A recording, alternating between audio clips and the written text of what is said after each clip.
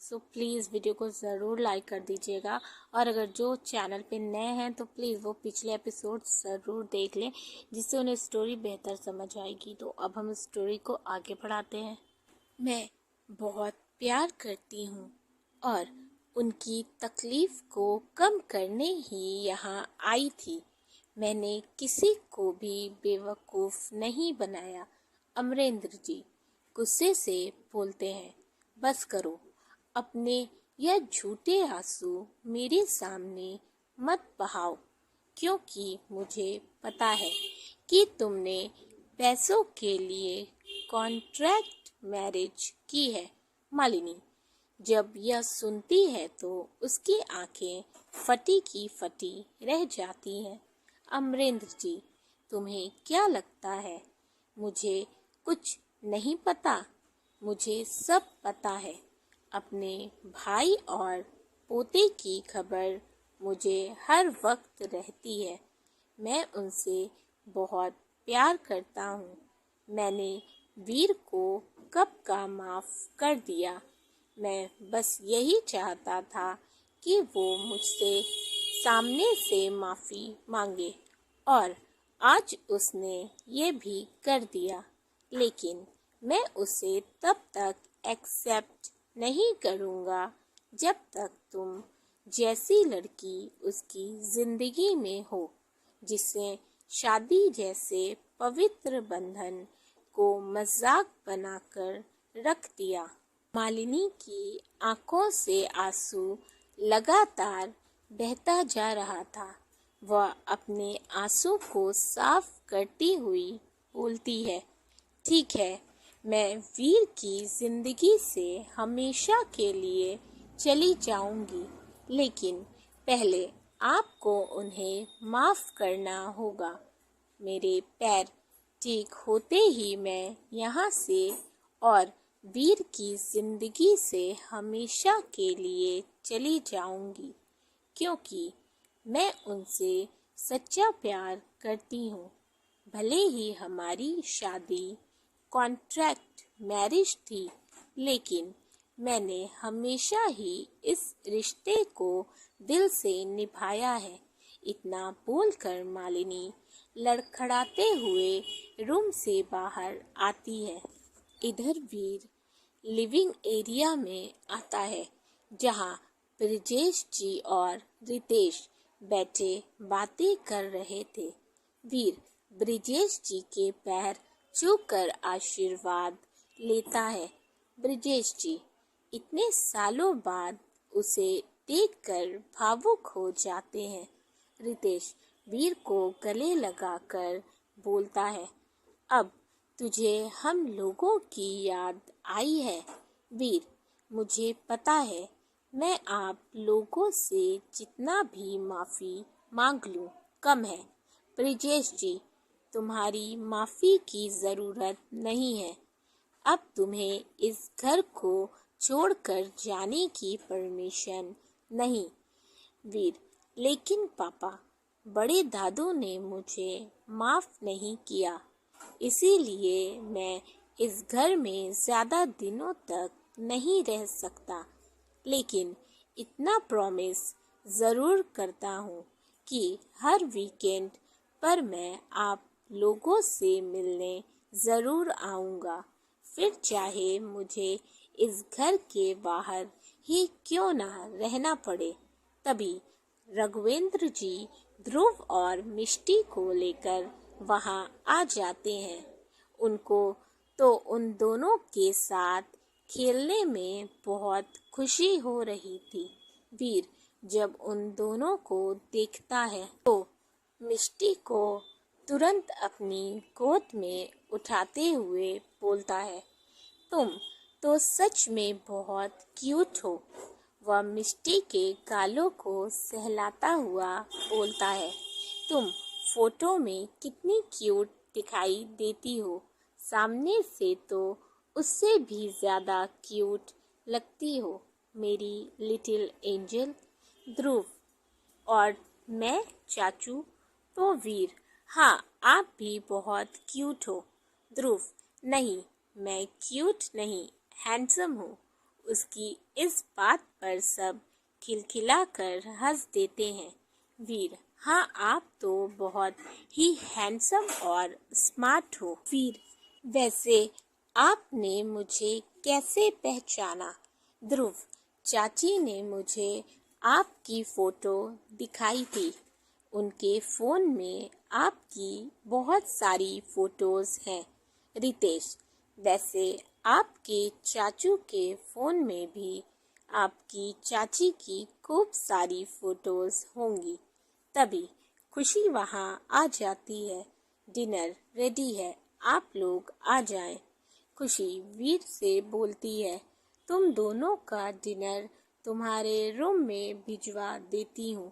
वीर: नहीं भाभी, हम दोनों भी डिनर आप लोगों के साथ ही करेंगे।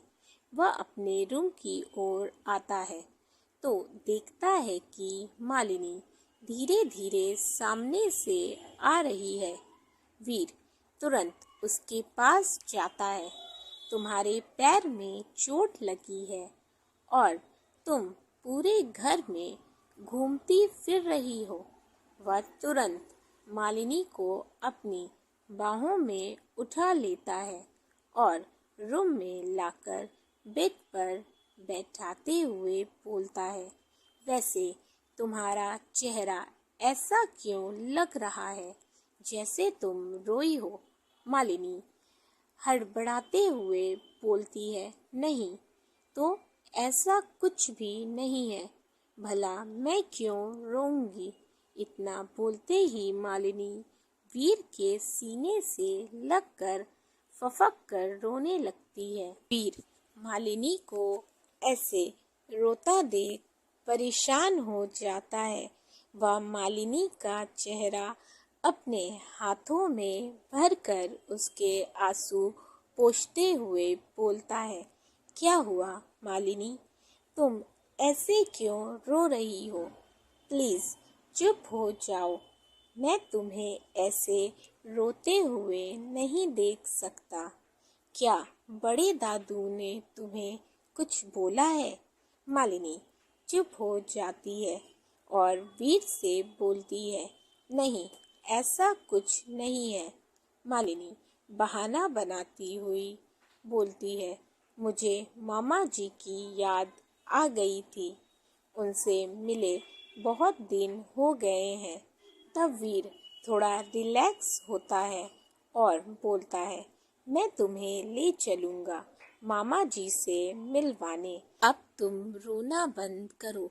वैसे तो मैंने बोल दिया है कि हम डिनर सबके साथ करेंगे, लेकिन अब मुझे लगता है कि तुम्हारा डिनर मुझे रूम में ही लाना होगा, नहीं तो सब तुम्हारा उतरा हुआ चेहरा देखेंगे तो यही बोलेंगे कि मैंने ही तुम्हें परेशान किया होगा।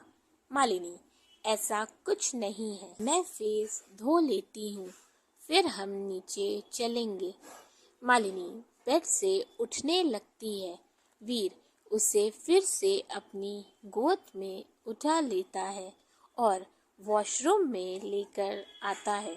मालिनी मिस्टर वीर, मैं धीरे धीरे चल लूँगी, आप परेशान ना होइए।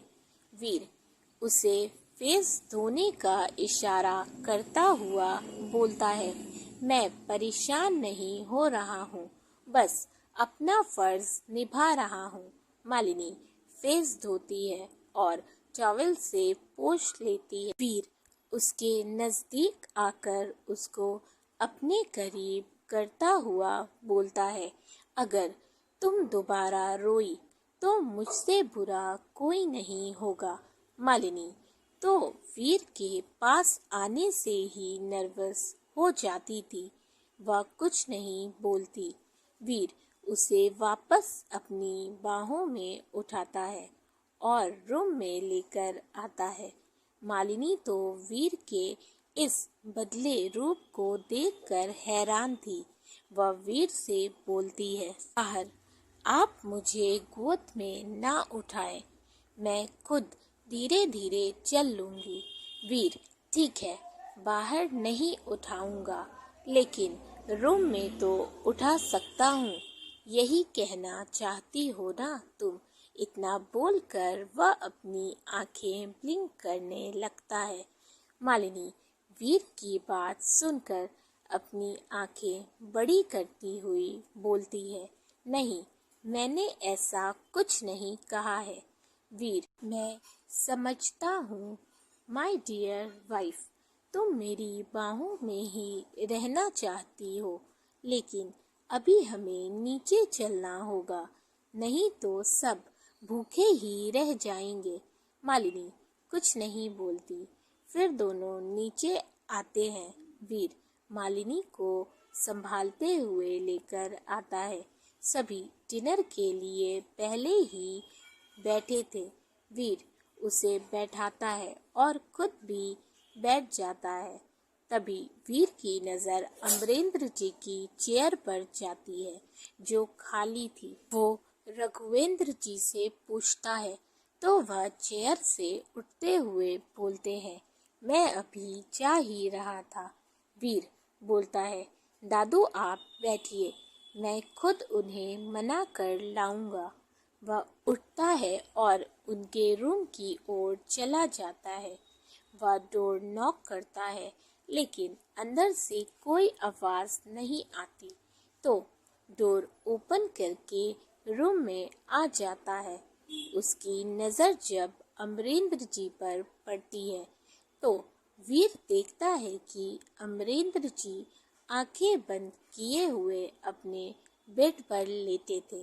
वीर उनके पास बैठता है और उनका पैर दबाने लगता है। अमरेंद्र जी आंख बिना खोले ही बोलते हैं, तुम यहाँ क्यों आए हो?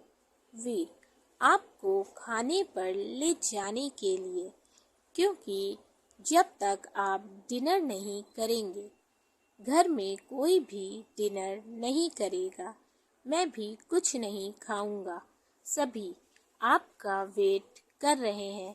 प्लीज़ बड़े दादू, मेरी वजह से सबको सज़ा मत दीजिए। वीर इतना बोलकर रोने लगता है। अमरेंद्र जी उसे गले से लगाते हुए बोलते हैं, मैंने तुम्हें माफ़ कर दिया, जाओ जाकर खाना खा लो। वीर नहीं, जब तक आप साथ नहीं चलते हम डिनर नहीं करेंगे। वीर अपने आंसू पोंछते हुए बोलता है। अब अमरेंद्र जी को वीर की बात माननी पड़ती है। वह वीर के साथ नीचे डाइनिंग एरिया तक आते हैं।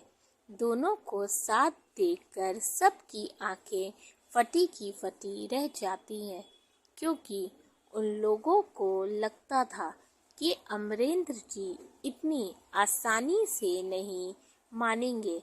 लेकिन मालिनी को कोई आश्चर्य नहीं होता, क्योंकि उसके शर्त मानने की वजह से ही बड़े दादू ने वीर को माफ़ किया था। लेकिन जो भी हो, मालिनी वीर के लिए बहुत खुश थी। अमरेंद्र जी अपनी चेयर पर बैठते हैं। सब बहुत खुश थे। तभी मालिनी अपनी चेयर से उठकर जाने के लिए कदम बढ़ाती है। अमरेंद्र जी रुक जाओ, तुम यहाँ बैठकर डिनर कर सकती हो। मैंने वीर को माफ़ कर दिया। तब यह सुनकर खुशी से उछल पड़ते हैं। मालिनी चुपचाप अपनी चेयर पर बैठ जाती है। सब हंसी खुशी डिनर करने लगते हैं। मालिनी का तो पूरा ध्यान वीर पर ही था। वह बार बार वीर को देखे जा रही थी, क्योंकि इतने सालों बाद वीर को इतनी खुशी जो मिली थी, उसका परिवार बड़े दादू की माफ़ी मिली थी।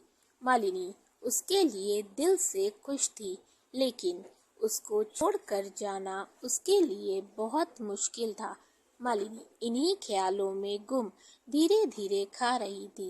वीर उसकी प्लेट में और खाना डालता हुआ बोलता है, तुम्हें पूरा खाना फिनिश करना है। मालिनी चुपचाप खाने लगती है। उसका बिल्कुल भी मन नहीं था, लेकिन वीर की केयर देखकर वो खाना खाने लगती है। अमरेंद्र जी को तो वीर का मालिनी की इतनी केयर करना देखकर ही गुस्सा आ रहा था, लेकिन वह कुछ नहीं बोलते। वहीं रघुवेंद्र जी और सभी को अच्छा लगता है कि वीर मालिनी की इतनी फिक्र जो कर रहा था। सभी डिनर करके अपने अपने रूम में आ जाते हैं। वह दोनों भी अपने रूम में आ जाते हैं।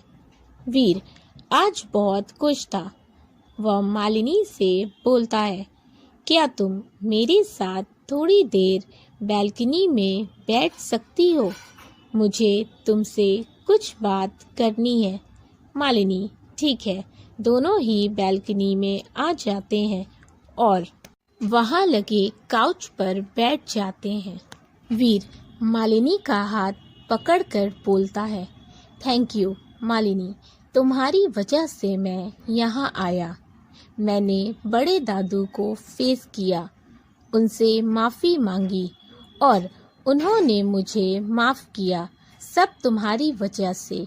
वह मालिनी के हाथों पर किस कर लेता है, लेकिन मालिनी वीर से अपना हाथ छुड़ा लेती है। वीर फिर से मालिनी का हाथ पकड़ लेता है और बोलता है, तुम मेरे लिए इम्पोर्टेंट हो गई हो। मालिनी कहीं ना कहीं समझ रही थी कि वीर उससे प्यार करने लगा है और मालिनी नहीं चाहती थी कि वीर कुछ भी ऐसा करे जिससे वह कमज़ोर पड़ जाए, क्योंकि उसने बड़े दादू से प्रॉमिस किया था वो वीर की जिंदगी से हमेशा के लिए चली जाएगी।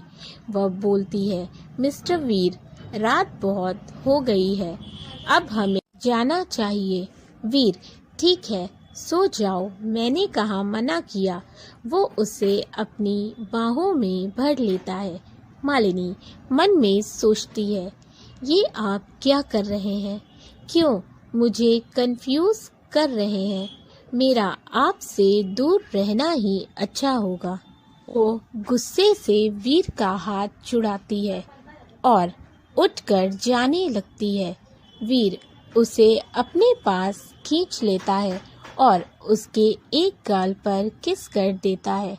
मालिनी तो जैसे जम सी जाती है।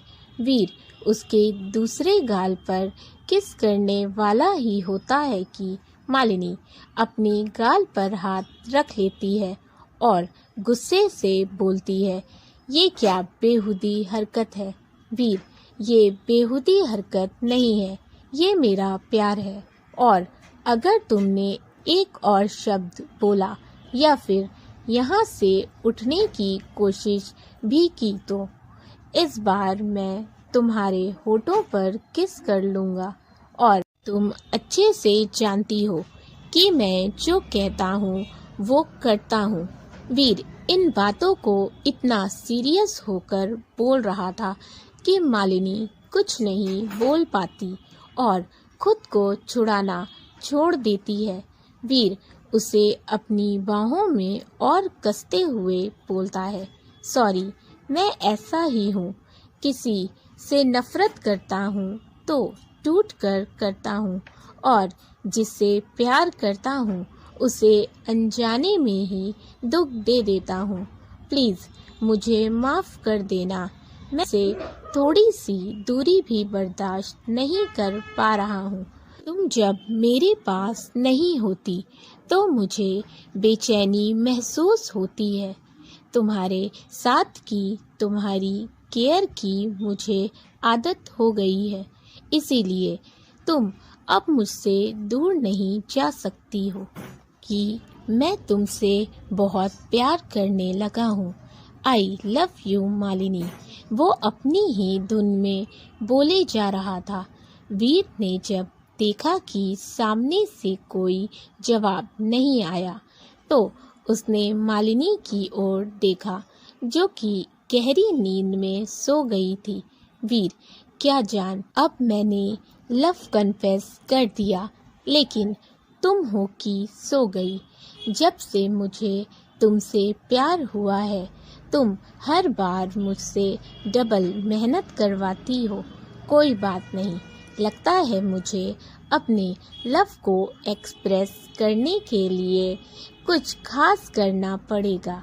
जब तुमने मेरे लिए शायरी पढ़कर अपना लव कन्फेस किया तो मुझे भी तो कुछ खास करना ही है। आखिर मैं भी तो वीरेंद्र मलिक हूँ। वो मालिनी को अपनी बाहों में उठाता है और रूम में लाकर बेड पर लिटाकर चादर उड़ा देता है और खुद उसके बगल में लेट जाता है और उसके हाथों को अपने हाथों में पकड़कर सो जाता है। अगले दिन जब मालिनी की आंख खुलती है तो वीर को अपने पास देखकर थोड़ा भावुक हो जाती है। वो वीर के बालों पर हाथ फेरती हुई सोचती है, बस कुछ दिन का ही साथ रह गया है हम दोनों का। इसके बाद मैं आपको सुबह सुबह नहीं देख पाऊंगी। हम दोनों का साथ कुछ दिनों का ही है, इसीलिए मैं आपको झूठी होप नहीं दे सकती। मैं जान चुकी हूँ कि आप भी मुझसे प्यार करते हैं, लेकिन मैं आपका प्यार एक्सेप्ट नहीं कर सकती। मैंने बड़े दादू को प्रॉमिस कर दिया है और आपके लिए यही अच्छा भी है कि आप अपने परिवार के साथ रहें। मैंने कल रात की आपकी सारी बातें सुन ली थी। आपने अपना प्यार एक्सेप्ट करने में बहुत देर कर दी। उसकी आंखों से आंसू की बूंदें छलक पड़ती हैं। वह अपने आंसुओं को पोंछती है और अपने कपड़े लेकर वॉशरूम में चली जाती है। थोड़ी देर बाद मालिनी नहाकर बाथरूम से बाहर आती है। ने आज रेड कलर की साड़ी पहनी थी, जिसके ब्लाउज और साड़ी के बॉर्डर पर सुंदर चिकनकारी का वर्क था। वो एक नज़र वीर को देखती है। वीर अभी भी सोया हुआ था।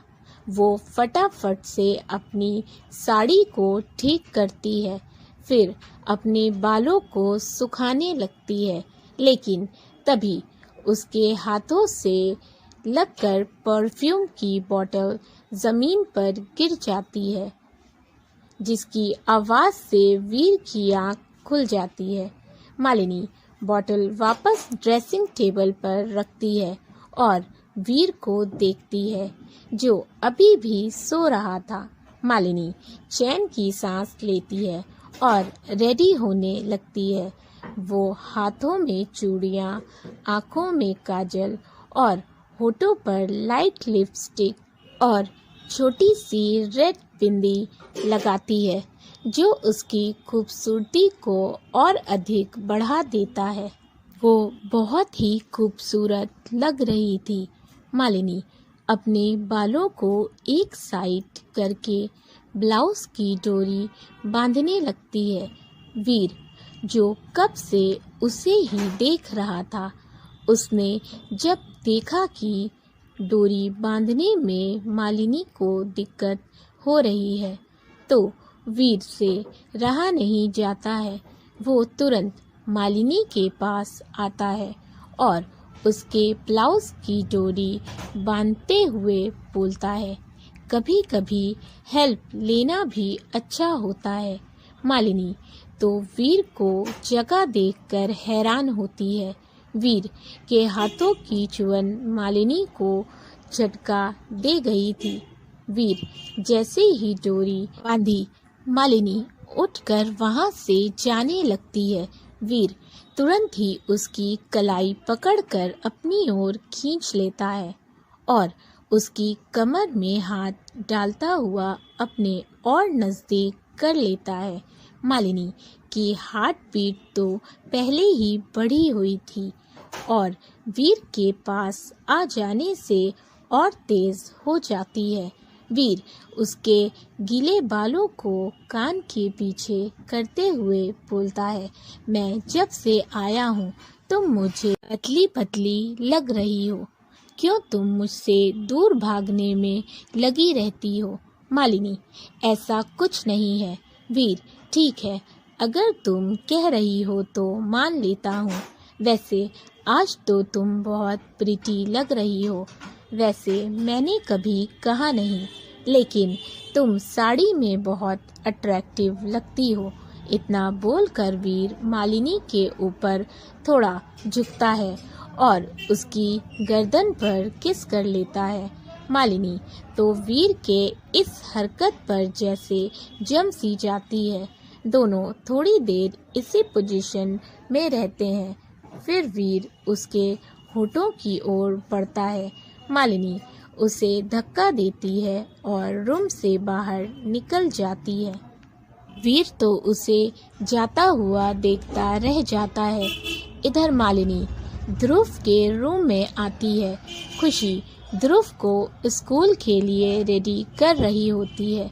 मालिनी को देखकर बोलती है, तुम्हारा पैर अभी ठीक नहीं हुआ है तो प्लीज़ देवरानी जी आप थोड़ा रेस्ट कर लीजिए, नहीं तो हमारे देवर जी बोलेंगे कि मेरी वाइफ से कितना काम करवा रही हैं आप। मालिनी, नहीं भाभी, अब मेरे पैर में आराम है, मैं आपकी हेल्प करवा दूं। खुशी, हाँ तुम मेरे शैतानों को संभालो, मैं किचन संभाल लेती हूँ। और हाँ, तुम नीचे मत आना, मैं तुम्हारा और बच्चों का ब्रेकफास्ट ऊपर रूम में भिजवा दूंगी। इतना बोलकर खुशी किचन में आ जाती है। वहीं मालिनी ध्रुव को रेडी कर देती है और मिष्टी के साथ खेलने लगती है। खुशी उन लोगों का ब्रेकफास्ट रूम में ही भेज देती है। वहीं वीर और सभी लोग डाइनिंग एरिया में ब्रेकफास्ट कर रहे होते हैं। रेखा जी मालिनी के बारे में पूछती है तो खुशी उन्हें बताती है कि उसने मालिनी और बच्चों का ब्रेकफास्ट रूम में ही भेज दिया है। तभी रितेश वीर से, क्या तुम आज ध्रुव को स्कूल ड्रॉप कर दोगे? मुझे आज ऑफिस जल्दी जाना है। वीर, हाँ ज़रूर, आखिर ध्रुव मेरा भी तो कुछ लगता है। वैसे भी मुझे आज मुंबई के लिए निकलना है, वहाँ पर मेरी कुछ इम्पोर्टेंट मीटिंग है, तो दादू मैं कल तक आ जाऊँगा। रघुवीर जी, बेटा जाना ज़्यादा इम्पोर्टेंट है। वीर, हाँ दादू, मैं यहाँ आया था तो मेरी कुछ मीटिंग पेंडिंग थी जिन्हें अटेंड करना ज़रूरी है। अमरेंद्र जी, ठीक है बेटा जाओ, लेकिन अपना ध्यान रखना। वीर, जी दादू, मैं अपना ध्यान रखूँगा। इतना बोलकर वीर ध्रुव के रूम में जाता है, जहाँ मालिनी ध्रुव और मिष्टी के साथ मस्ती कर रही होती है। वीर बिना कुछ बोले दरवाजे से टिककर उन तीनों को देख रहा होता है। मालिनी ध्रुव का स्कूल बैग पैक करती हुई बोलती है, मस्ती बहुत हो गई ध्रुव, अब नीचे चलिए, नहीं तो लेट हो जाएगा। तभी वीर बोलता है, ध्रुव चलो आज मैं तुम्हें स्कूल ड्रॉप करूँगा। ध्रुव यह सुनकर खुश हो जाता है और फटाफट से बैग लेते हुए बोलता है, बाय चाची, और मालिनी के गालों पर किस कर देता है। मालिनी भी उसके गालों पर किस करती है और उसे बाय बोलती है। वीर ध्रुव से, तुम नीचे चलो, मैं अभी आता हूँ। ध्रुव नीचे आ जाता है। वीर मालिनी का हाथ पकड़ते हुए बोलता है, मुझे लगता है आप मुझसे भागने की कोशिश कर रही हैं, लेकिन क्यों, यह मुझे समझ नहीं आ रहा। लेकिन मैं भी वीर मलिक हूँ, जब तक तुम्हें अपना ना बना लूँ तब तक कोशिश नहीं छोड़ूंगा। इतना बोलकर वह मालिनी के गालों पर किस कर लेता है। मालिनी उसे घूर कर देखती है। वीर ऐसे क्यों देख रही हो? अब जब तुमने मुझे गुड बाय किस नहीं दी तो मैंने खुद ही ले ली। वैसे भी मैं आज मुंबई जा रहा हूँ, कुछ पेंडिंग मीटिंग थी जिन्हें मैं छोड़कर आ गया था, इसीलिए मेरा जाना इम्पोर्टेंट है।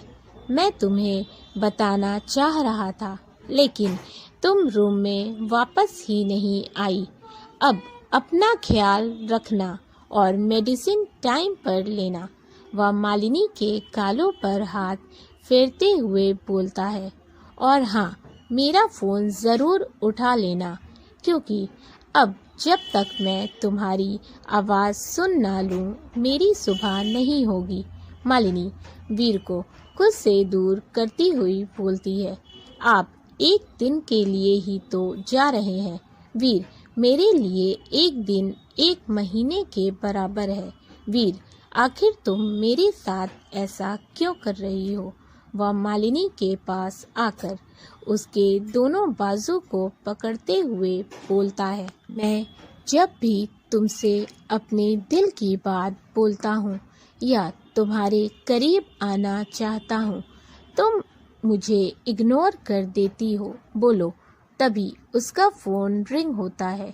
वह गुस्से से फ़ोन उठाता है। क्या है केशव? मैंने बोला था ना कि मैं मीटिंग से पहले पहुंच जाऊंगा। अब दोबारा कॉल मत करना। इतना बोलकर वह फ़ोन रख देता है और मिष्टी को गोद में लेकर उसे प्यार से खिलाने लगता है। माय लिटिल प्रिंसेस, अपनी चाची को बोल देना जब मैं वापस आऊँगा तो आपकी चाची को गुस्सा होने का कोई मौका नहीं दूंगा। इतना बोलकर उसके गालों पर किस करता है। Bye my angel. वह उठता है और सीधा रूम से बाहर चला जाता है।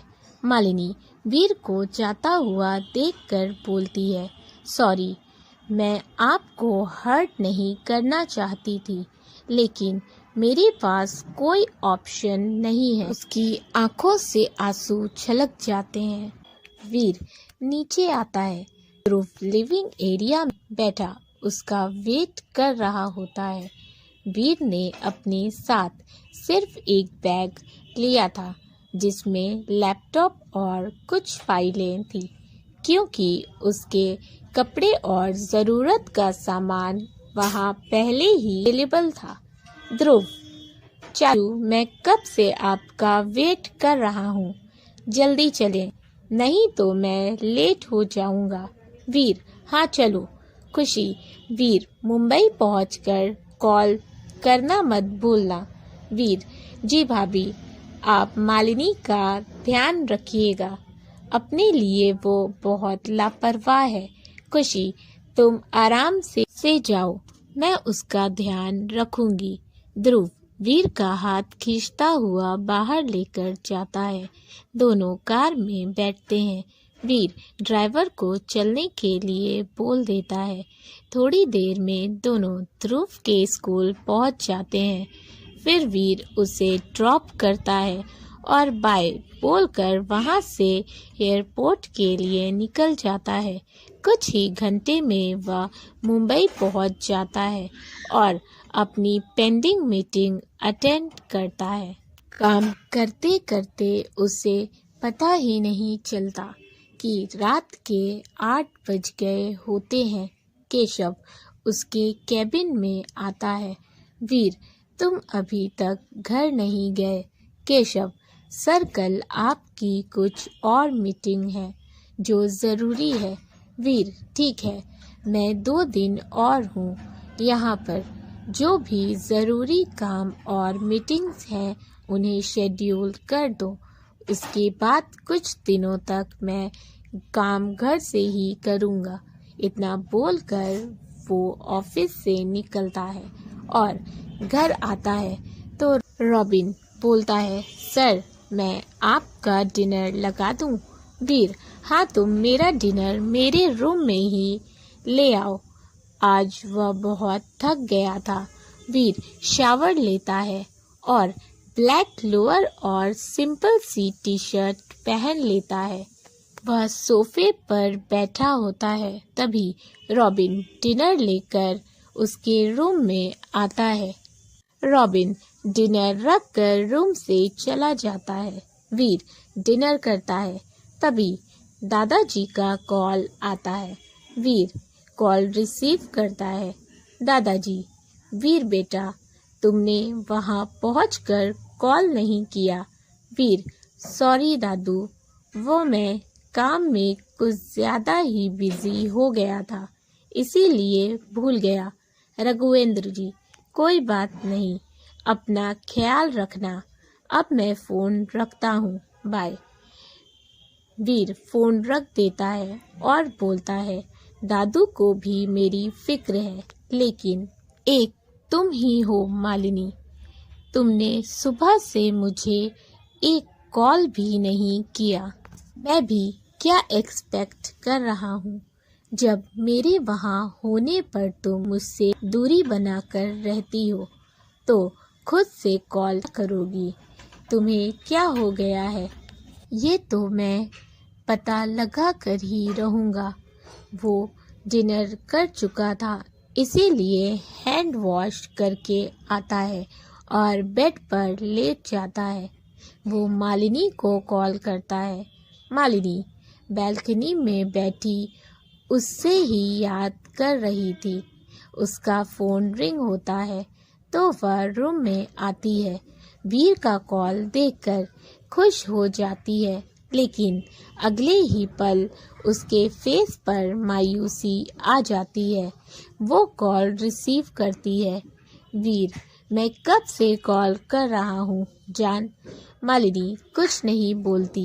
वीर, तुम कुछ नहीं बोलोगी। मालिनी, आपने डिनर किया या नहीं। वीर, हाँ, और तुमने। दोनों ही तरफ शांति थी, लेकिन दोनों की धड़कन एक दूसरे से बातें कर रही थी। वीर, तुम कुछ कहोगी नहीं, तुम्हें तो मुझसे प्यार था। मालिनी, आप थक गए होंगे, वैसे भी कल तो आप आ रहे हैं ना। वीर, नहीं, मुझे अभी कुछ दिन और लग जाएंगे, तब तक तुम एकदम ठीक हो जाना, हम कहीं घूमने जाएंगे। मालिनी, ओके, अब मैं फ़ोन रखती हूँ, गुड नाइट। वो फ़ोन रख देती है। वीर, तुम्हें क्या हो गया है, पहले तो तुम घूमने के नाम पर ही अच्छी हो जाया करती थी। कुछ तो है जो मुझे दिखाई नहीं दे रहा, लेकिन मैं पता लगा कर ही रहूँगा। थके होने की वजह से उसे नींद आ जाती है। इसी तरह कई दिन निकल जाते हैं। मालिनी का पैर अब ठीक हो गया था। सब उसका बहुत ध्यान रखते थे, इसीलिए मालिनी को वीर और इस परिवार को छोड़कर जाने का दुख था। आज वह बहुत दुखी थी, इसीलिए ब्रेकफास्ट करने भी नहीं गई। खुशी उसके रूम में आती है तो देखती है मालिनी के कपड़े बेड पर रखे होते हैं, जिन्हें वो अपने लगेज में डाल रही होती है। खुशी, तुम पैकिंग क्यों कर रही हो। मालिनी बात बनाती हुई बोलती है। खुशी भाभी, मुझे मामा जी से मिले बहुत दिन हो गए हैं, तो बस सोच रही हूँ उनसे मिलने चली जाऊँ। खुशी, हाँ ठीक है, लेकिन वीर को आ जाने दो, दोनों साथ ही चले जाना। मालिनी कुछ नहीं बोलती। खुशी, वैसे तुम आज ब्रेकफास्ट करने नहीं आई और न ही ध्रुव और मिष्टी के पास गई। तुम्हारी तबीयत तो ठीक है। मालिनी, मेरी तबीयत ठीक है, बस थोड़ी बेचैनी महसूस हो रही है। खुशी, आज हम दोनों शॉपिंग पर चलेंगे तो तुम अच्छा फील करोगी। मैं तुम्हारे लिए कुछ खाने को भिजवाती हूँ। अब तुम अपना मूड ठीक कर लो। मालिनी खुशी के गले लग जाती है। भाभी, आप सच में बहुत अच्छी हैं, मुझे आपकी बहुत याद आएगी।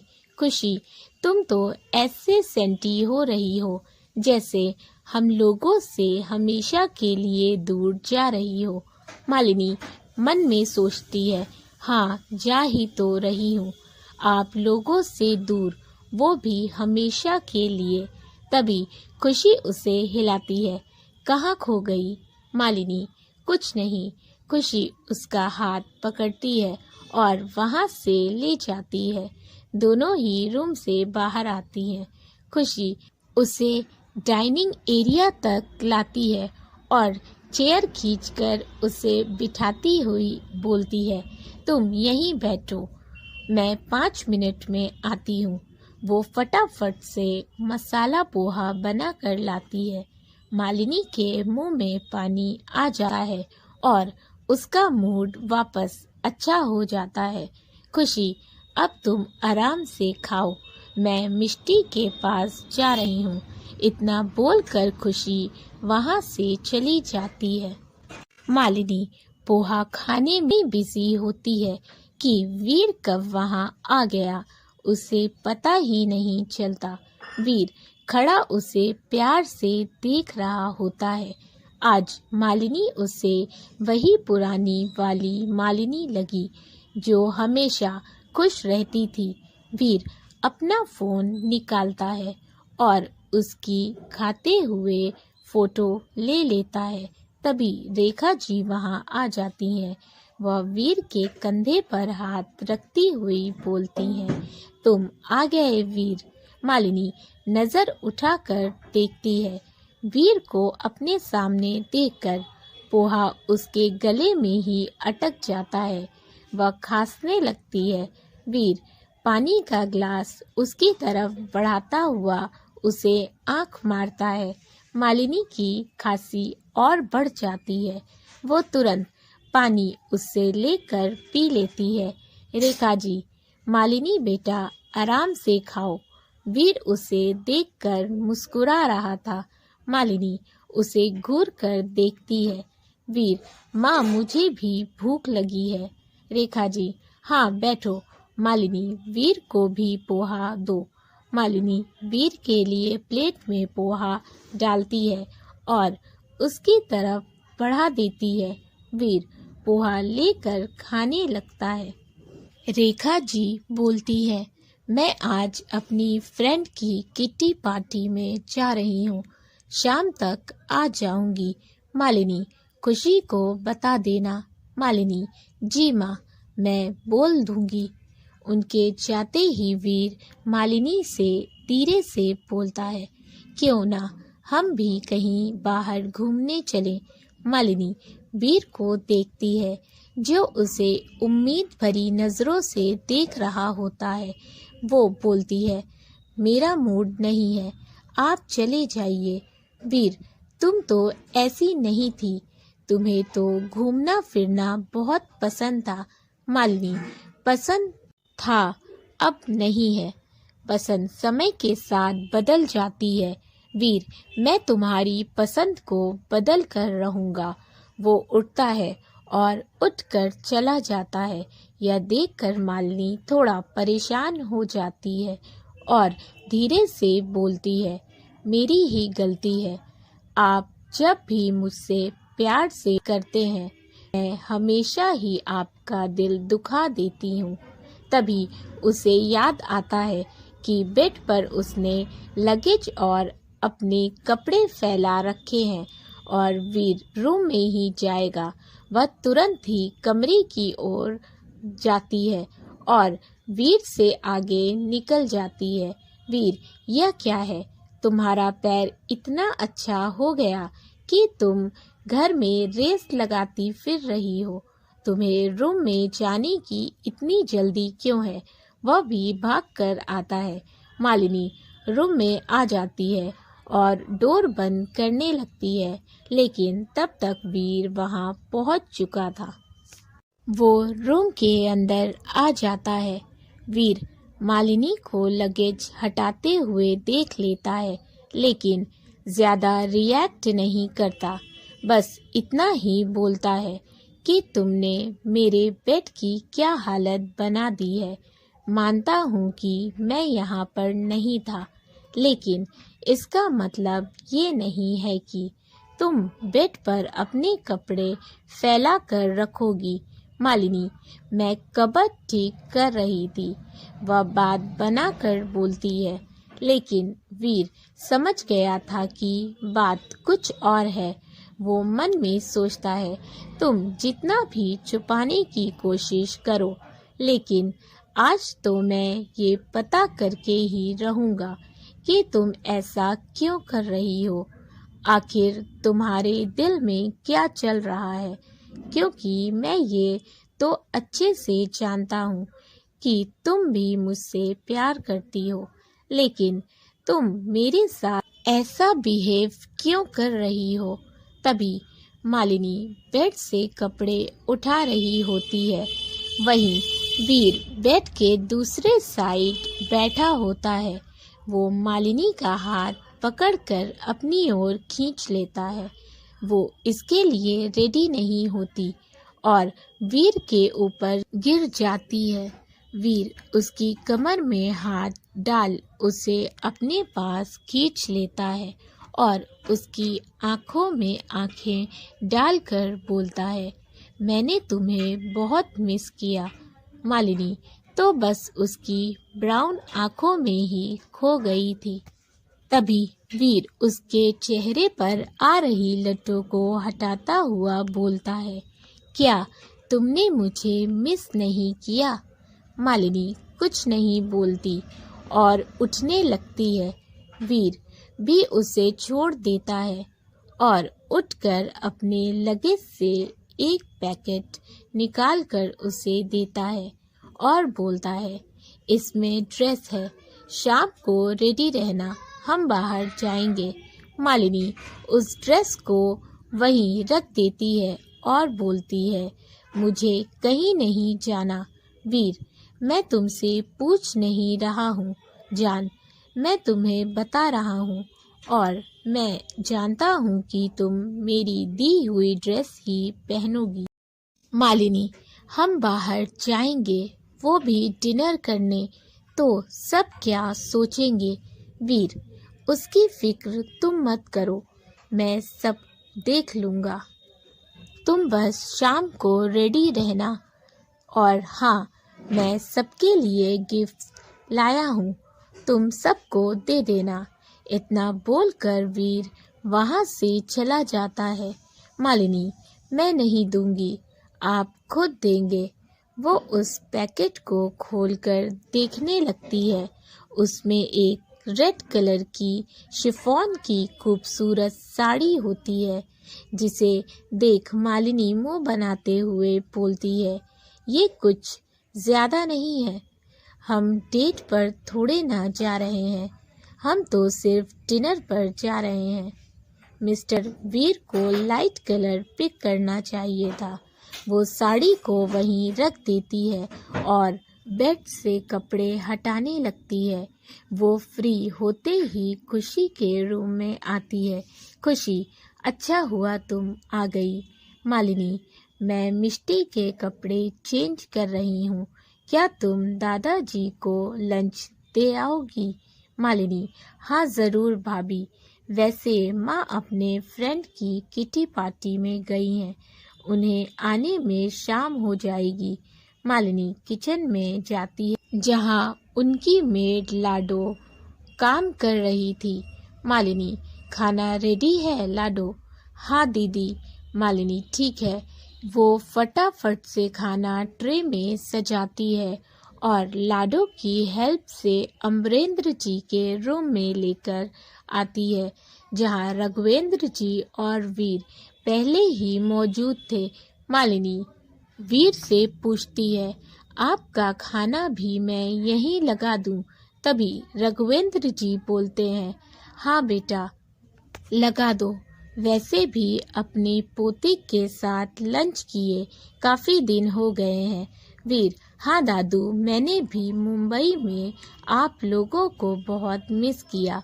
मालिनी लाडो को भेज देती है और खुद उन लोगों के लिए खाना परोसने लगती है।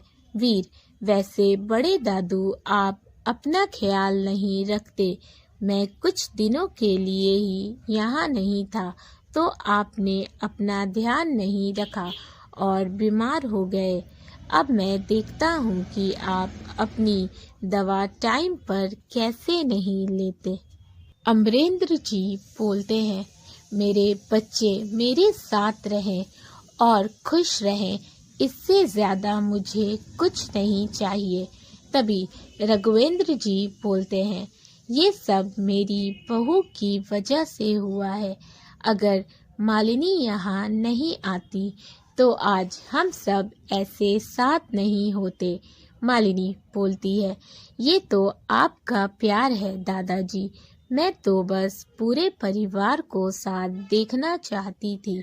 अमरेंद्र जी उसे गौर से देखते हैं, जैसे कुछ चल रहा हो उनके मन में। वहीं वीर बहुत ही प्यार से उसे देख रहा था। मालिनी बर्तन समेट रही होती है, वो ट्रे लेकर जाने लगती है। तभी वीर मालिनी को रोकते हुए बोलता है, रुको, तुम अकेले कैसे ले जाओगी, मैं हेल्प कर देता हूँ। रघुवेंद्र जी अमरेंद्र जी से बोलते हैं, मेरा वीर अपनी जिंदगी में आगे बढ़ रहा है, मेरा फैसला एकदम सही साबित हुआ इन दोनों की शादी करवाने का। अमरेंद्र जी, वीर ने तो अपनी मर्जी से इस लड़की से शादी की है ना। रघुवेंद्र जी, नहीं भैया, वीर के लिए मालिनी को मैंने पसंद किया है। ये सुनकर तो अमरेंद्र जी को धक्का लगता है। तभी रघुवेंद्र जी वापस बोलते हैं, वीर तो अपने करियर में आगे बढ़ गया था, लेकिन उस प्रीति के धोखे की वजह से वो किसी लड़की से फ्रेंडली नहीं होता था।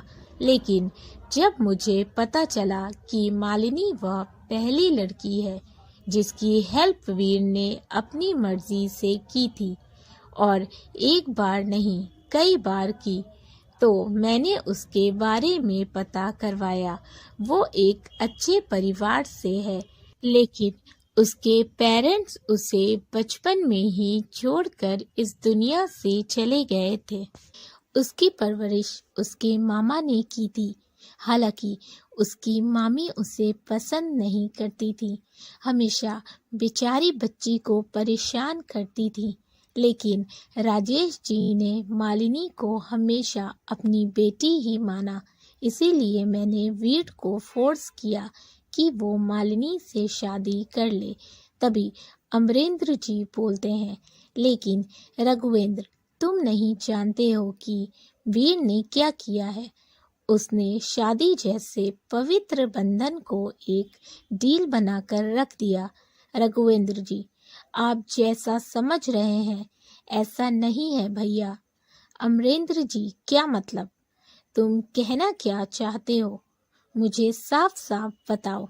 रघुवेंद्र जी, मैं यही कहना चाहता हूँ भैया कि मुझे पता है कि वीर ने मालिनी से कॉन्ट्रैक्ट मैरिज की है। अमरेंद्र जी, जब तुम्हें पता था तो तुमने कुछ किया क्यों नहीं? रघुवेंद्र, आखिर शादी ब्याह कोई खेल नहीं होता।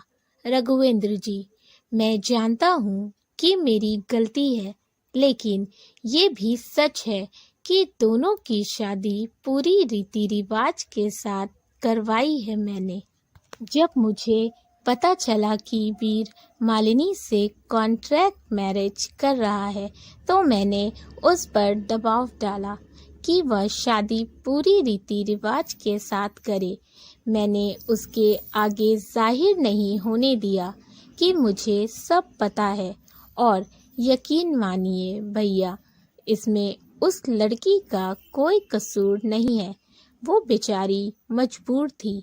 वीर ने उसे इतना फोर्स कर दिया कि उसे ऐसे शादी करनी पड़ी, लेकिन उसने अपनी शादी को पूरा मौका दिया, इस रिश्ते को दिल से निभाया, मेरे खड़ूस पोते को वापस जीना सिखा दिया।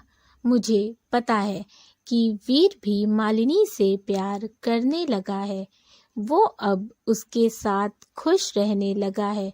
इसीलिए भैया, मैं बस यही चाहता हूँ कि मेरे बच्चे हमेशा खुश रहें। अमरेंद्र जी ये सब सुनकर सोचने पर मजबूर हो जाते हैं कि उन्होंने जो मालिनी के साथ व्यवहार किया वो सही था या नहीं। उन्होंने प्रीति का गुस्सा मालिनी पर निकाल दिया। वो अपनी इन सोचों में गुम अपने आप से ही सवाल किए जा रहे थे कि तभी रघुवेंद्र जी उन्हें उनके ख्यालों से बाहर लाते हैं। क्या हुआ भैया, आप किन सोचों में गुम हैं? अमरेंद्र जी, मैंने वीर को माफ करने में इतना टाइम क्यों लगा दिया? रघुवेंद्र जी, पुरानी बातें भूल जाइए भैया, अब हम सब साथ हैं। इधर मालिनी किचन में आ रही थी। वीर उसके पीछे था। खुशी किचन में पहले ही मौजूद थी। उसकी नज़र जब वीर पर पड़ती है तो खुश होते हुए बोलती है, वीर तुम कब आए? और ये क्या, आते ही मालिनी ने तुम्हें काम पर लगा दिया? मालिनी, मैंने नहीं कहा था, इन्होंने खुद ही मेरी हेल्प की है।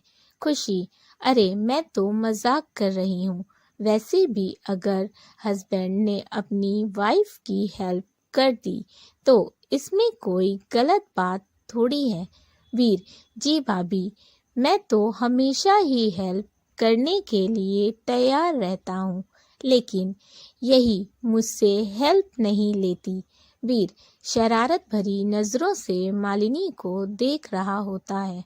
मालिनी समझ जाती है कि वीर किस बारे में बोल रहा है, इसीलिए वो उसे इग्नोर करके अपने काम में लग जाती है। वीर, भाभी ध्रुव और मिष्टी कहाँ है? खुशी, अपने रूम में जाओ, जाकर मिल लो। वो अपने रूम में आता है। इधर खुशी रूम में आती है और ध्रुव से बोलती है, जब देखो तब मस्ती, चलो अब अपना होमवर्क करो। तभी वीर गिफ्ट लेकर आता है। ध्रुव, चाचू ये गिफ्ट मेरे लिए? वीर, हाँ, तुम्हारे और मिष्टी के लिए है। वो अपने गिफ्ट खोलकर देखने लगता है जिसमें वीडियो गेम, टॉयज और चॉकलेट्स होती हैं। तभी मालिनी भी रूम में आ जाती है। ध्रुव, थैंक यू चाचू, you are the best, I love you.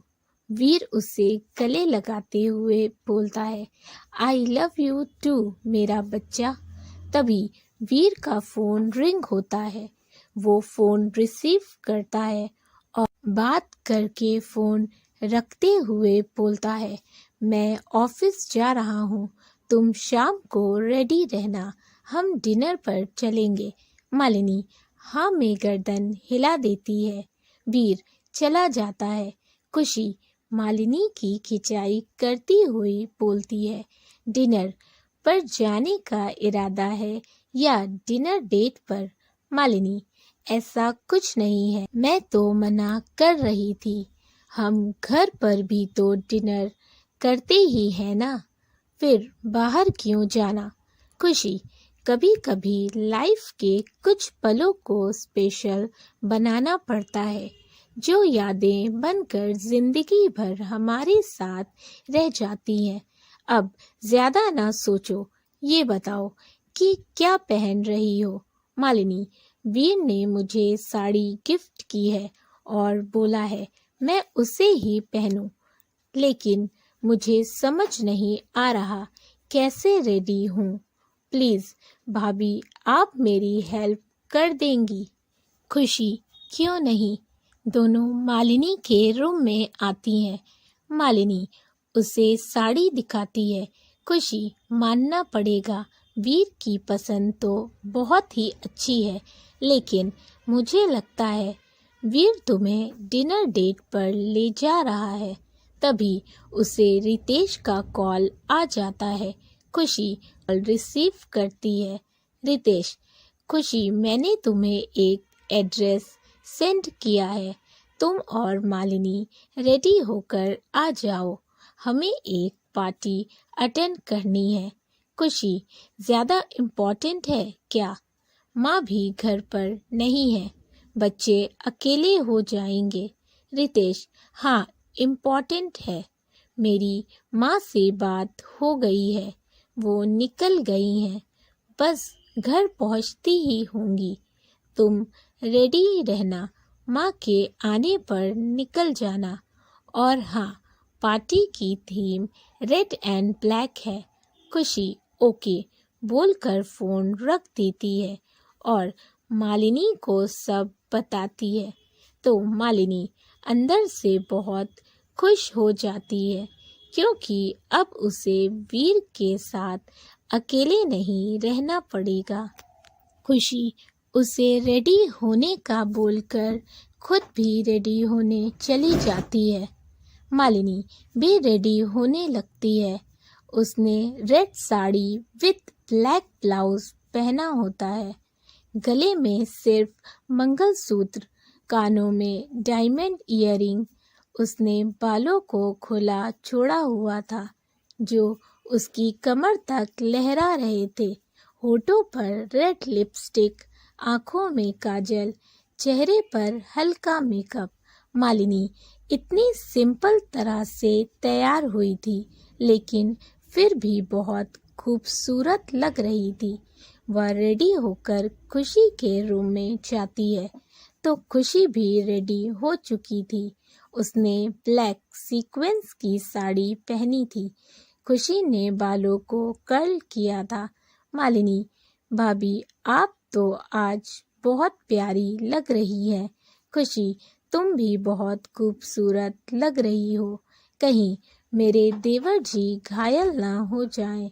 Malini थोड़ा शर्मा जाती है। खुशी मुस्कुरा देती है।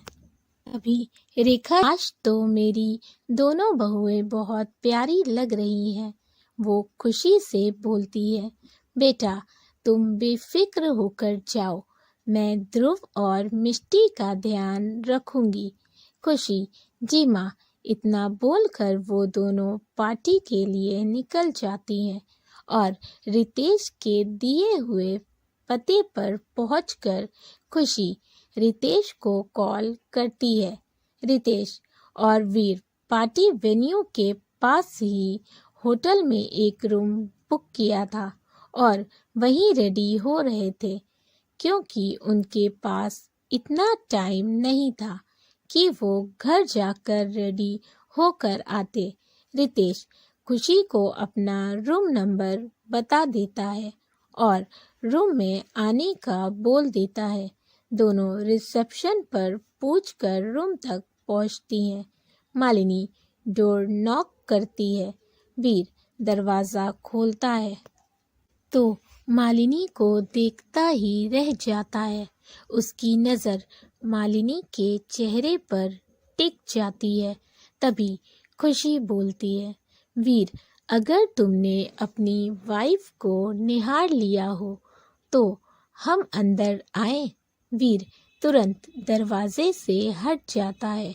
खुशी अंदर आकर बोलती है, आप लोग घर भी तो आ सकते थे, हम वहीं से साथ आते। और ये क्या, आप लोग अभी तक रेडी नहीं हुए? रितेश, हाँ, मैं क्या करता, मैं भूल गया था कि आज मुझे मिस्टर तनीजा की एनिवर्सरी पार्टी अटेंड करनी है।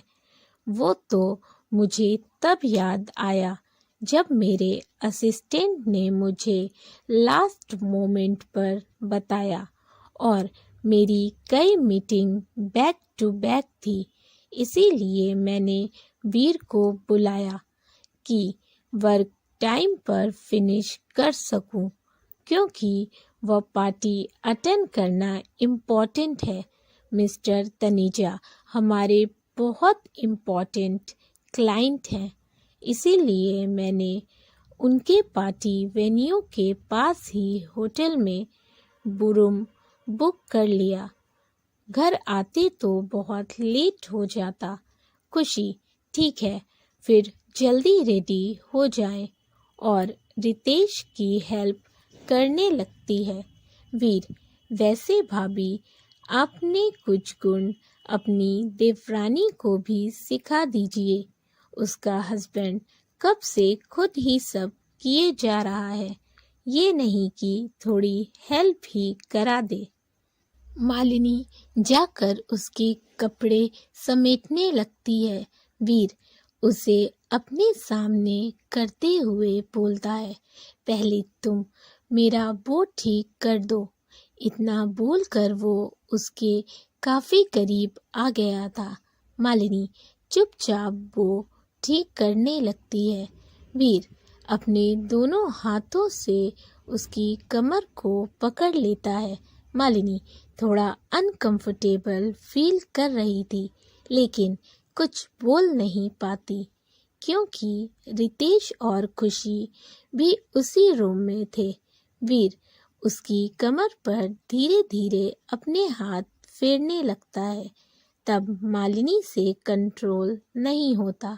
वो गुस्से से बोलती है, हो गया।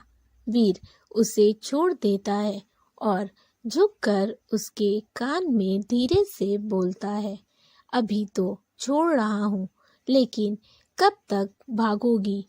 तुम्हें तो मैं अपना बना कर ही रहूँगा। इतना बोलकर वो अपने बालों को जेल से सेट करने लगता है। आज वो दोनों ही बहुत हैंडसम लग रहे होते हैं।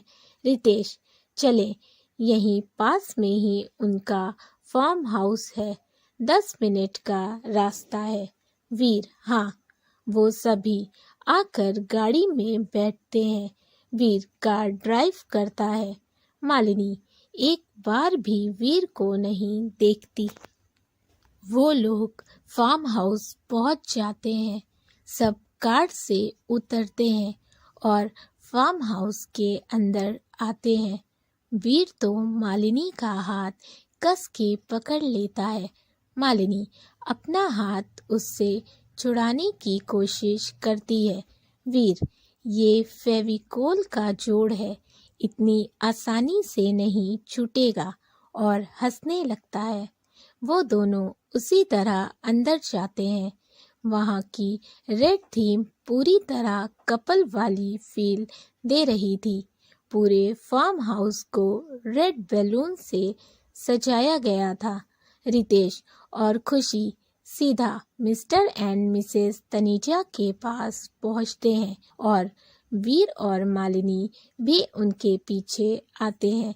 रितेश सभी को इंट्रोड्यूस करता है। वह वीर से मिलकर खुश होते हैं, क्योंकि वीर की कंपनी ने बहुत ही कम समय में अपनी अलग पहचान बनाई थी। मिस्टर तनीजा उन्हें पार्टी एंजॉय करने का बोलकर अपने और गेस्ट से मिलने लगते हैं। वीर मालिनी का हाथ छोड़ देता है और प्यार से बोलता है, पार्टी एंजॉय करो जान, और वहाँ से चला जाता है। वहाँ पर ज्यादातर लड़कियाँ वेस्टर्न ड्रेस में थीं। मालिनी तो बस उन्हें ही देख रही थी, क्योंकि उनमें से कुछ ने बहुत ही शॉर्ट और डीप कट वाली ड्रेस पहन रखी थी।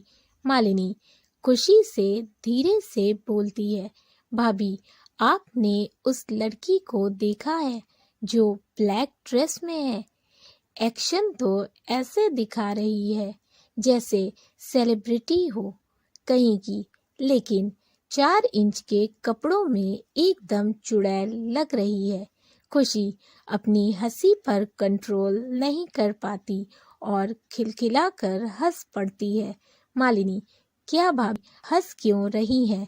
मैंने कोई जोक नहीं मारा है। दोनों आपस में ही बात कर रही होती हैं। तभी कुछ और लेडीज वहां आ जाती हैं।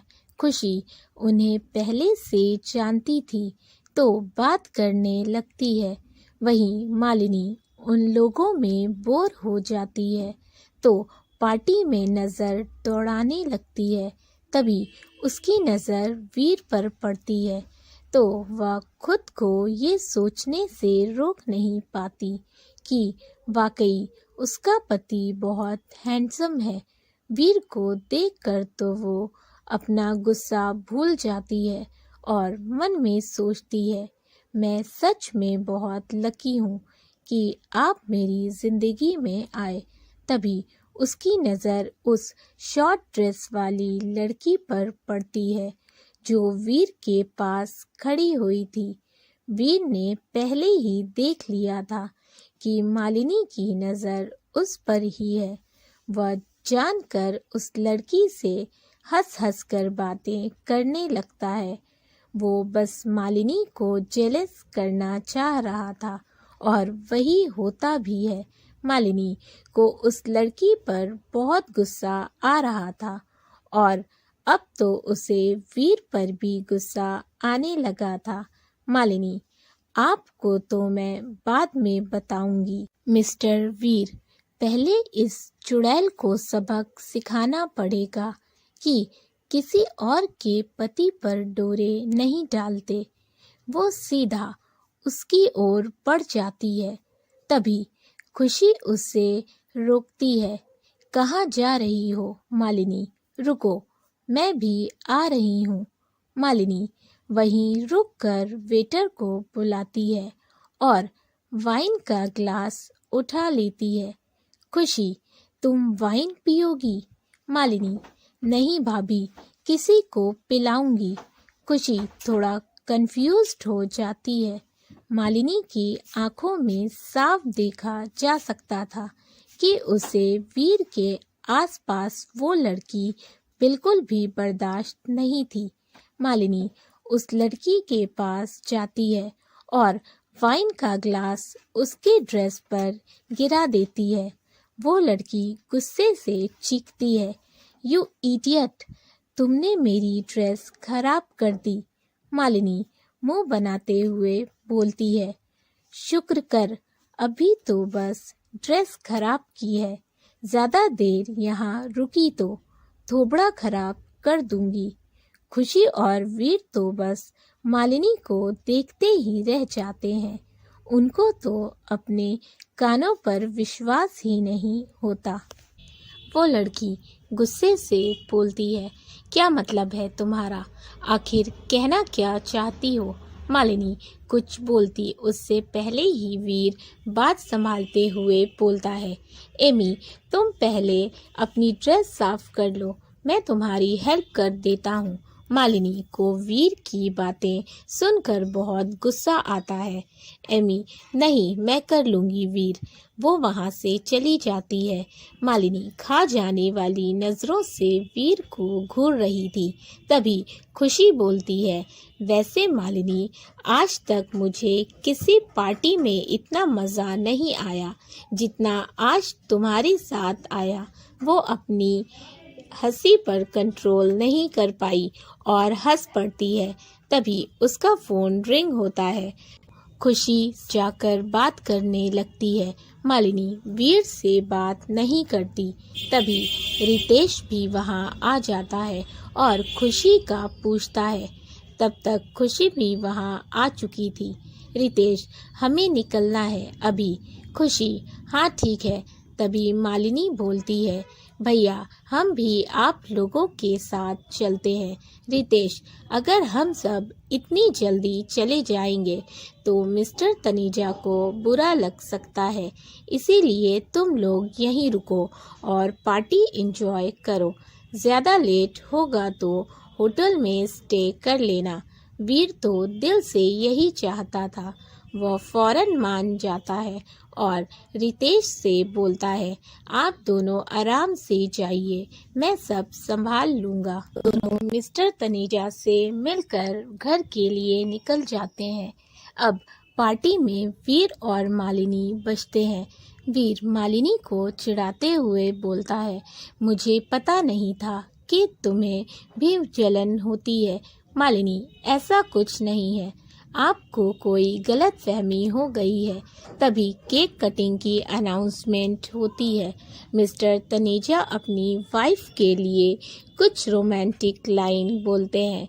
वहाँ का पूरा माहौल एकदम से रोमांटिक हो जाता है। वीर मालिनी का हाथ पकड़ लेता है। मालिनी, मेरा हाथ क्यों पकड़ रहे हैं? जाकर उसी एमी का हाथ पकड़ें।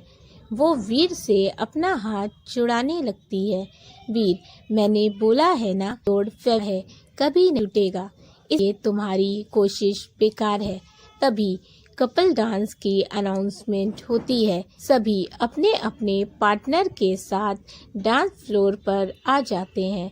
वीर भी उसे डांस फ्लोर पर ले जाता है। तभी एक रोमांटिक सा सॉन्ग प्ले हो जाता है। मालिनी कुछ समझ पाती उससे पहले ही वीर अपने दोनों हाथों को उसकी कमर पर रखे उसे अपने नज़दीक कर लेता है।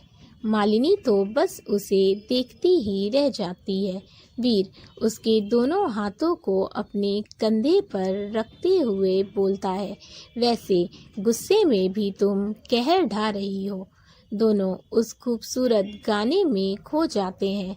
दोनों एक दूसरे के बहुत करीब थे। मालिनी तो भूल ही गई थी कि उसे वीर से दूर रहना है।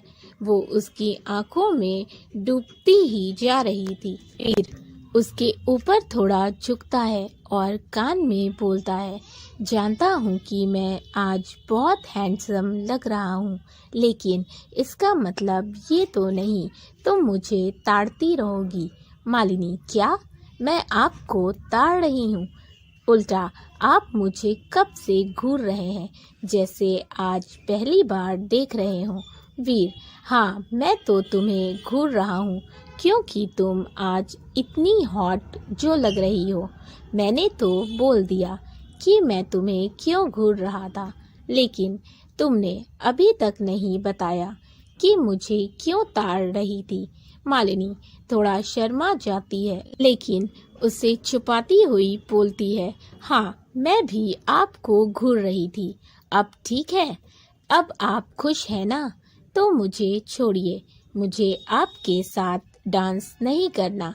वीर उसकी कमर को और कसते हुए बोलता है, ऐसे कैसे जान, जब तक सॉन्ग नहीं खत्म होता तुम कहीं नहीं जा सकती हो। तभी सॉन्ग खत्म हो जाता है। मालिनी, सॉन्ग खत्म हो गया है तो मैं जा रही हूँ। वो वहाँ से चली जाती है। वीर भी उसके पीछे जाता है। वहाँ पर सामने ही टेबल चेयर लगी हुई थी, तो मालिनी वहाँ जाकर बैठ जाती है और वीर को देखती है, लेकिन उसे वीर कहीं नज़र नहीं आता, तो वो इधर उधर देखने लगती है। तभी वीर खाने की प्लेट उसके आगे बढ़ाते हुए बोलता है, गुस्सा करने के लिए पहले पेट भरा होना चाहिए। वीर को सामने देखकर उसे चैन की सांस आती है। वो खाने की प्लेट ले लेती है और खाने लगती है। वीर, कैसी वाइफ हो यार, पति इतने प्यार से खाना लाया, लेकिन ये नहीं कि एक थैंक यू बोल दे। थोड़ी देर बाद वीर मालिनी से बोलता है, अब हमें चलना चाहिए। वो दोनों मिस्टर एंड मिसेस तनीजा से मिलते हैं और बाहर आ जाते हैं। मालिनी कार में बैठ जाती है। वीर कार में बैठने वाला ही होता है, तभी पीछे से उसे एमी आवाज़ देती है। वीर पीछे मुड़कर देखता है तो एमी वहीं चली आ रही थी। वो वीर के पास आकर बोलती है, तुम जा रहे हो मुझे मिले बिना? वीर, हाँ, तुम मुझे कहीं नज़र नहीं आई। एमी, हाँ, उस स्टूपिड लड़की ने मेरा मूड खराब कर दिया था। वही मालिनी कार में बैठी ये सब सुन रही होती है। वो कार से उतरकर वीर के बगल में आकर खड़ी हो जाती है। एमी, ये लड़की तुम्हारे साथ क्या कर रही है? वीर कुछ बोलता उससे पहले ही मालिनी वीर का हाथ पकड़ते हुए बोलती है, मैं यहाँ नहीं होंगी तो क्या तुम मेरी जगह होगी? मालिनी ये बोलते हुए सोचती है, क्या इस चुड़ैल ने मुझे और वीर को साथ डांस करते नहीं देखा?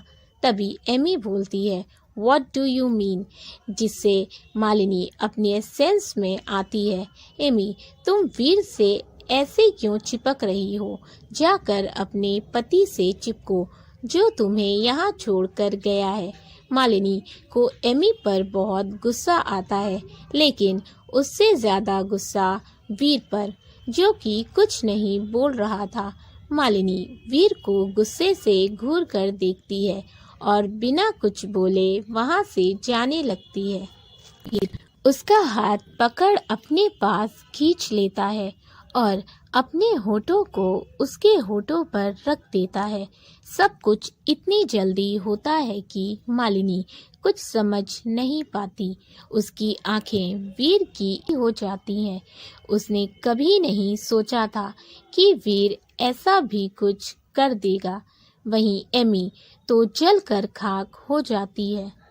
वीर का मालिनी को इस तरह किस करना एमी को बिल्कुल पसंद नहीं आता। वो गुस्से से बोलती है, ये क्या है? तुम ऐसे किसी को भी किस नहीं कर सकते हो।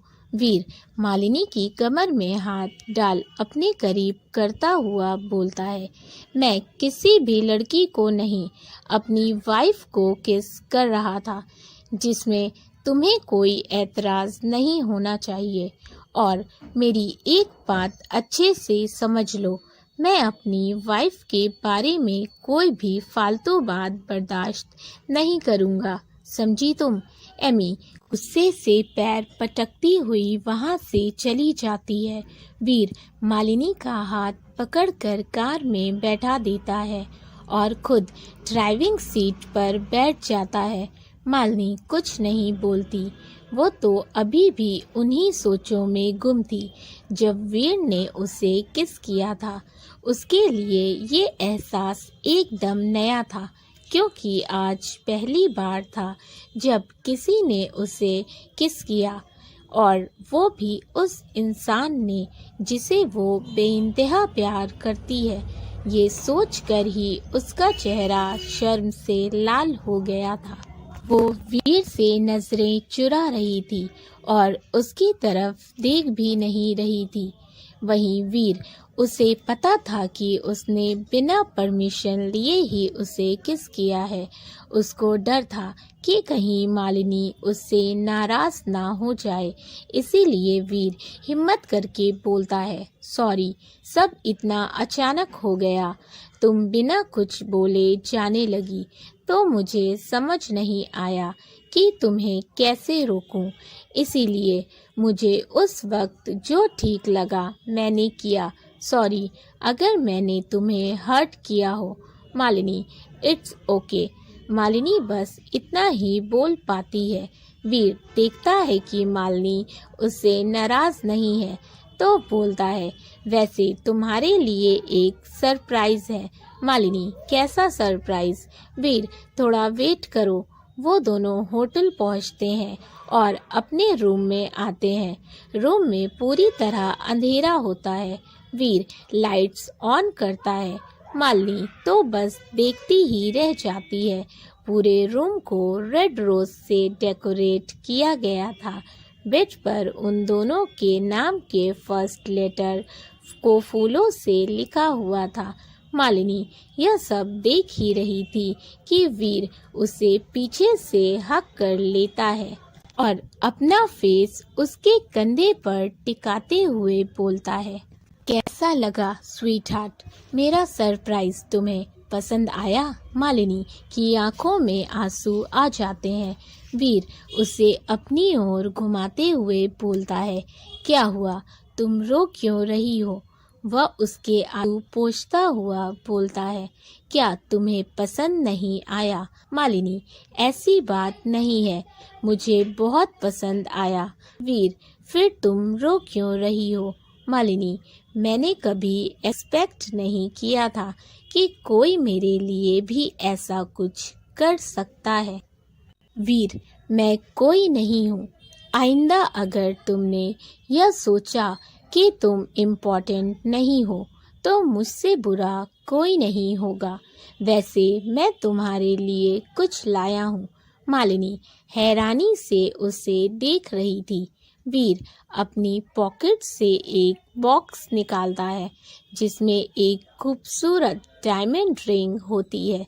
वीर उसका हाथ पकड़ता है और उसकी फिंगर में रिंग पहना देता है और उसके हाथों को चूम लेता है।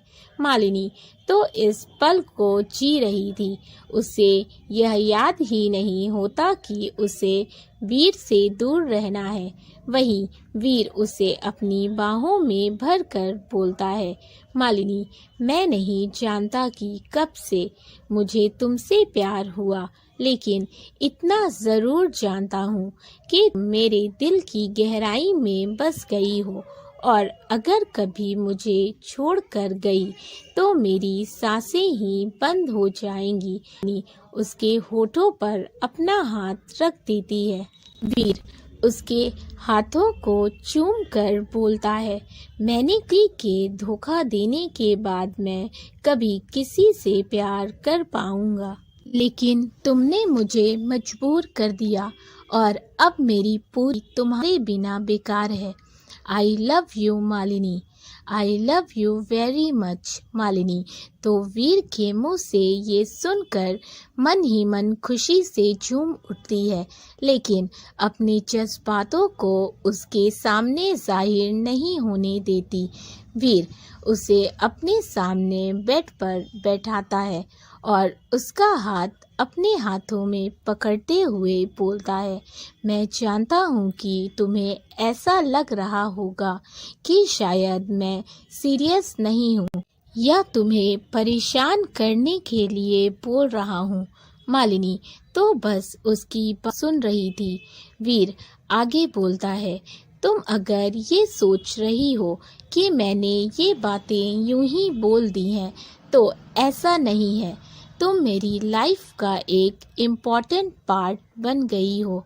तुमने मुझे जीना सिखाया है, मुझे मुस्कुराना सिखाया है, और मेरी मुस्कुराहट अब बड़ी हो जाती है जब भी तुम मेरे आसपास होती हो, और मैं बेचैन हो उठता हूँ जब तुम मेरे आसपास नहीं होती हो। मैं चाहता हूँ कि हम अपनी शादी को पूरा मौका दें। मैं ज़िंदगी भर के लिए तुमसे तुम्हारा साथ मांगता हूँ। क्या तुम मेरे साथ अपनी पूरी लाइफ स्पेंड करोगी? मालिनी मन में सोचती है, मैं भी आपके साथ अपनी पूरी लाइफ स्पेंड करना चाहती हूँ, लेकिन मैं दादाजी को किया प्रॉमिस तोड़ नहीं सकती, और आपके लिए भी यही अच्छा है। वो अपना हाथ वीर से छुड़ा लेती है और खड़े होते हुए बोलती है, जब आप चाहें मैं आपकी ज़िंदगी में आ जाऊं, और जब आप चाहें चली जाऊं। क्या मेरी कोई सेल्फ रिस्पेक्ट नहीं है? आपको मुझसे प्यार हो गया तो आप हमारी शादी को चांस देने को बोल रहे हैं, और अगर कल को आपको कोई और पसंद आ गई तो इसीलिए यही अच्छा होगा कि हम दोनों अपने रास्ते अलग कर लें। वीर उसे पीछे से हक करते हुए बोलता है, तुमने मुझे समझ के रखा है। मैंने सिर्फ और सिर्फ तुमसे प्यार किया है, वो भी सच्चे दिल से। मानता हूँ कि मुझे ये एक्सेप्ट करने में टाइम लगा, और सॉरी, मैंने तुम्हारे साथ बहुत रूड बिहेव भी किया, तुम्हारा बहुत दिल दुखाया। उसके लिए प्लीज़ मुझे माफ़ कर दो और मुझे छोड़कर जाने की बात मत करो। मालिनी को बहुत दुख हो रहा था, क्योंकि वो वीर की फीलिंग्स को एक्सेप्ट नहीं कर पा रही थी। मालिनी उसे धक्का देती है और उससे दूर होते हुए बोलती है, छूने की ज़रूरत नहीं है मुझे। मैं आपसे अपने सारे रिश्ते तोड़ती हूँ, क्योंकि मैं कल ही आपका घर छोड़कर चली जाऊंगी। वीर मालिनी के मुंह से घर छोड़ने के बारे में सुनता है तो खुद को कंट्रोल नहीं कर पाता और मालिनी की तरफ बढ़ने लगता है। मालिनी वीर को गुस्से से खुद के करीब आता देख पीछे हटने लगती है। वीर उसका हाथ पकड़ दीवार से सटाते हुए बोलता है, क्या कहा तुमने? मालिनी वीर को अपने इतना करीब देखकर घबरा जाती है। वीर उसकी कमर में हाथ डाल उसे अपने करीब करते हुए बोलता है, आज तो बोल दिया तुमने, तुम मुझे छोड़कर चली जाओगी। आइंदा ऐसा सोचना भी मत, क्योंकि यह वीर मलिक तुम्हें खुद से दूर जाने नहीं देगा। मालिनी डरते हुए बोलती है, क्या करेंगे आप? वीर, देखना चाहती हो तुम कि मैं क्या कर सकता हूँ? तो फिर ठीक है, बाद में पछताना मत, क्योंकि तुमने ही मुझे चैलेंज किया है। रानी को खुद पर ही गुस्सा आ रहा होता है, क्योंकि उसने अनजाने में ही वीर को गुस्सा दिला दिया होता है। वह बात बनाते हुए बोलती है, मेरे कहने का मतलब वो नहीं था, आप गलत समझ रहे हैं। वीर, मुझे जो समझना था मैंने समझ लिया और तुम्हारा चैलेंज भी एक्सेप्ट कर लिया। मालिनी वीर की बाहों से छूटने के लिए कोशिश करती है, लेकिन वीर की पकड़ इतनी मजबूत होती है कि वो उससे छूट नहीं पाती। तो गुस्से से बोलती है, मैंने आपको कोई चैलेंज नहीं दिया है, तो छोड़िए मुझे। वीर उसकी कमर को कसते हुए अपने और करीब कर लेता है और उसके होठों पर किस कर देता है। मालिनी की आंखें तो बड़ी हो जाती हैं। वो अपनी जगह जम सी गई थी, क्योंकि उसके लिए ये एक ही रात में डबल शॉक था। लेकिन जैसे ही वो अपने होश में आती है, उसकी पकड़ से आज़ाद होने की कोशिश करती है। वीर उसे छोड़ देता है, क्योंकि वो उसे दिल से प्यार करता था, लेकिन अपनी बाहों से आज़ाद नहीं करता। मालिनी गुस्से से बोलती है, ये क्या हरकत थी? मैंने बोला कि हम साथ नहीं रह सकते, हम दोनों का कोई फ्यूचर नहीं है, इसीलिए मेरे करीब आने की कोशिश भी मत कीजिएगा। अब छोड़िए मुझे। वीर, मुझे पता है कि तुम ये दिल से नहीं बोल रही हो, क्योंकि मुझे तुम्हारी आंखों में अपने लिए बेइंतहा प्यार नज़र आता है, और इसीलिए ही तुमने एमी के ड्रेस पर वाइन गिराई थी। मालिनी, ऐसा कुछ नहीं है। वीर, फिर क्यों तुमने मुझे रोका नहीं जब मैं तुम्हें एमी के सामने किस किया? तो बोलो क्यों? क्योंकि तुम भी मुझसे प्यार करती हो, लेकिन पता नहीं क्यों एक्सेप्ट नहीं कर रही हो। कोई तो बात है जिसकी वजह से तुम मुझसे दूर भाग रही हो। क्या बड़े दादू ने तुम्हें कुछ कहा है? मालिनी हकलाते हुए बोलती है, नहीं, आपको किसने बोला? वीर, इसका मतलब मैं सही हूँ, उन्होंने ही कुछ कहा है, नहीं तो तुम यहाँ आने से पहले कभी मुझे इतना इग्नोर नहीं करती थी। मालिनी, ऐसा कुछ नहीं है, आपको कोई मिसअंडरस्टैंडिंग हो गई है। वो वीर से नज़रें चुराती हुई बोलती है। वीर उसके चेहरे के एक्सप्रेशन को बड़े गौर से देख रहा होता है। दोस्तों, अगर आपको स्टोरी अच्छी लगी हो तो वीडियो को ज़रूर लाइक कर दें। चैनल पे नए हो तो चैनल को सब्सक्राइब कर लें। साथ ही अपने फैमिली एंड फ्रेंड्स के साथ भी शेयर करें। अपने फीडबैक हमें ज़रूर दें। Thank you for watching and keep supporting. Love you all. Bye bye.